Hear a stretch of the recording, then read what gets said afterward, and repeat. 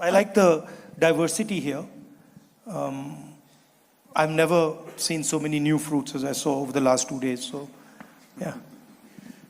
Talking about one of the things that you have said about how do you see humanity and politics in the world, there is a concern about polarization in the world. How do you see that? How to deal with polarization? How leaders as you can introduce a new view in the world in which polarization maybe is not the right way? I mean, from our perspective, I can only talk about what we are seeing in India. Large country like India is struggling, even though we have good economic growth, we are struggling to create jobs for our people. And the reason we are struggling to create jobs for our people is because we are not actually producing, we are not manufacturing. We are a service-based economy, and large countries require a manufacturing base, require the act of production to employ its people. So for us, having a world where China produces everything means that we struggle to employ our people. So for us, fundamentally important thing is to start production and start to compete with China on producing material goods. That is central. A country like India simply cannot manage if it doesn't do that. Most of the people, for example, who are creating the polarization in the United States with Mr. Trump are people who have lost their manufacturing jobs, right? It's the collapse of US manufacturing that has left a huge number of people in the United States and in India and in Europe without jobs. And that's a volatile cocktail, right? So I think what's really important is China has demonstrated to the world how you do production in a non-democratic environment. We cannot do that. We are a democratic environment. We have to have a democratic structure. So for us, what's interesting is, can we develop a model of production, a model of manufacturing that is competitive with China, but in a democratic environment? And that's where a lot of the conversation between countries like the United States and India, Western Europe, is heading. Once I was in the World Economic Forum with Ricardo Hausmann. He's professor from University of Harvard. And he told me, and he said, Colombia is more India, less China. Yeah. Saying that Colombia is more human talent, and that we have to develop the human talent services, for example, software production and so on, rather than industry. Would you agree on that with Ricardo Hausmann? No, because, look, there is a place for services. But in a country like India, high-tech software services is at best 1%, 2%, 3% of the population. Right? It's a very small number of people who are actually employed in the software industry in India compared to the massive size of our country. India simply cannot succeed economically only on services. We're very good at services, and it's a very important part of the future. It's a very important part of the economy. But you cannot do, a large country cannot do only services. A country like Singapore maybe can do it, you know. But a large country like India can't do it. And by the way, I mean, he's a professor in Harvard. He's finding out that America can't do it, right? Because the levels of polarization that America is facing are not sustainable. And the entire political conversation in America, what Mr. Trump is proposing is a return to manufacturing, which I don't believe is possible for them, right? But that's what Mr. Trump is proposing. And pretty much any country now will tell you, big country will tell you that, look, having a world where China is the only producer is seriously problematic for us. Right? There was an article this week in The Economist which says that the one who is winning this war on tariffs is actually China, not the United States. So that China is taking more advantage of the war on tariffs that is happening now in the world. I mean, I wouldn't classify it as a war. I'd classify it more as a competition. But look, if you are the globe's biggest producer, right? If you are sending products to the rest of the world, you will be in a very strong position by default.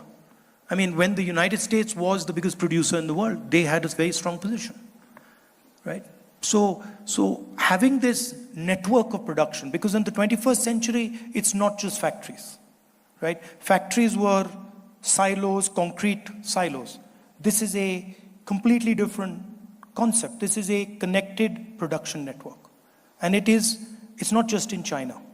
It extends out of China. The core is in China, but it's in Vietnam, it's in Malaysia, it's in Thailand, it's in Bangladesh. So it's a completely different production system than anything that has been seen before. And it's very powerful. I was looking at some of your remarks. This one was on Telegraph India, talking about health. And it's important because here we have engineers, but also we have doctors, future doctors. So you said health care and education can be left to the private sector. The government will have to spend money on this to provide access to low-cost health care and education. So what's your view about health, especially in a country like India, which is quite a big country, which has to do a lot of things in terms of health? I think health and education are places where AI is going to play a very powerful role. But I also feel that in a country like India, simply privatizing healthcare and education doesn't work. We've tried it, and it doesn't work. Because you cannot give healthcare and education service to the poorest part of your population if your system is fully privatized, right? So, at least myself and our party believe in solid government support for education and healthcare. By the way, what's not known is that India's top performing education universities are all public sector, they're all government. So the famous IITs, these are government universities, right? IIM, IIT, they're all government. So Indian public education, Indian public higher education has been a big success. India hasn't done so well. Well, a lot of states in India haven't done so well in the primary education sector. Some states have done very well. But a large number of our successes in education are government. And talking about the doctors, I was reading Bill Gates said that in 20 years with artificial intelligence, you will not have doctors because, I mean, all the diagnosis could be better done by using artificial intelligence. What's your view about artificial intelligence and medicine? I think a lot of the thinkers in the West have this, everything or nothing idea, right? That doctors will disappear if AI comes, right? This is sort of, and it's common. I remember when computers were coming, it'll destroy jobs. So there is this tendency in the West to see, in black and white. I don't think that's how it works. Computers took away jobs, and then they created a whole new set of jobs. In the same way, I think AI will take away some jobs, it'll create a whole new set of jobs. And the country or the people who are positioned well will benefit. So I think in terms of the impact of AI, I mean, I'm glad the West says that it's going to remove all the jobs. I'm looking forward to getting most of those jobs to India. So there is a tendency there in the West, whenever a new technology comes out, to see it as completely disruptive, right? AI is going to destroy civilization. The internet is going to remove all jobs. I don't subscribe to that. I think there are pros and cons of every technology. And that comes with your idea of an innovation and humanity. I was looking at some of your views in NDTV about innovation and humanity. How innovation should improve people's lives? What are the kind of things that humanity or humanities or humanism is becoming quite relevant in this next future. In Yeah. which ways? Look, at the end, whatever technology is there, it's going to be used by a human being, right? There's going to be a human being who's going to use it, be influenced by it, be affected by it. So I think good principle is humility and compassion. That when you're thinking about technology, you're thinking with humility, and then you're also thinking about what the effects of this technology are going to be on other people, right? So I think those are two very powerful values, and they're enshrined in the Indian political ethos. Our entire freedom struggle was, in fact, the only freedom struggle where these two principles were central. The British could kill our freedom fighters, but our freedom fighters would not act violently against them. And so this is a very, very powerful and deep value. You know that in the world, there is a trend, at least in Latin America, there is a trend here in Colombia too, on demographic numbers, which means that the natality numbers are reducing. And also there is another trend about mental health issues. Those are issues related to the future of our cities and our countries. How do you see that in India? Is that happening also in India? Is different? And how to deal with that? I mean, effective, then it's fine, right? But if you have a huge population and it's non-productive, and you're not able to give jobs to people, then it's problematic, right? If you look at the population growth rates in India, they're stabilizing. So the parts of India that are doing well, progressing, the population there is slowly stabilizing. I mean, we don't subscribe to sort of radical measures like the Chinese do on population at all. One-child family and stuff like that. So we feel that big population can be an advantage as long as you're doing enough to make it so. What was your second question? You asked something. Mental health. Yeah, mental health, yes. There is an issue because the competitive pressures are very, very high in India, especially among the younger generation.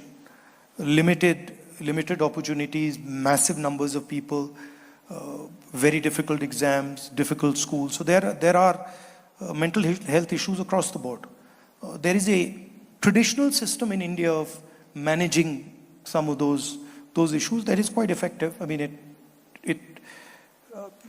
it has its role and it's quite powerful, but it is an issue. Let's move to another topic, which is entrepreneurship. 35% of this university, of our alumni in this university, are actually entrepreneurs. Most of them digital entrepreneurs.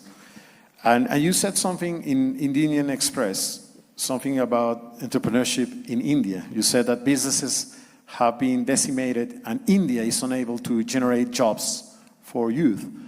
So what's the kind of ideas that we can implement, that you are going to implement in India in order to do that? So that is a specific point I made because of two policies that the government came out with. One was the demonetization of our currency, and the other, which essentially destroyed our small and medium businesses and allowed very large monopolists to control big sections of our economy. And the second is a goods and services tax, which was again designed to harm small and medium businesses. So we believe that infusing technology into agriculture, into small and medium businesses, and supporting small and medium businesses is the way forward for entrepreneurship. And that's a big difference between us and the current government. The current government believes that having one or two big monopolists is the solution. We don't agree with that. That's quite relevant for this country, because in this country, more than I would say that 70% of businesses are informal, non-formal. Exactly. And small enterprises, the majority of them are small enterprises. And also we have another problem, which is informality in the way that we use a lot of cash for all the transactions in the economy. More than 70% of the transactions are in cash. So we have actually said, and we have discussed in this country, that we have to do something about that to solve the informality in terms of small enterprises.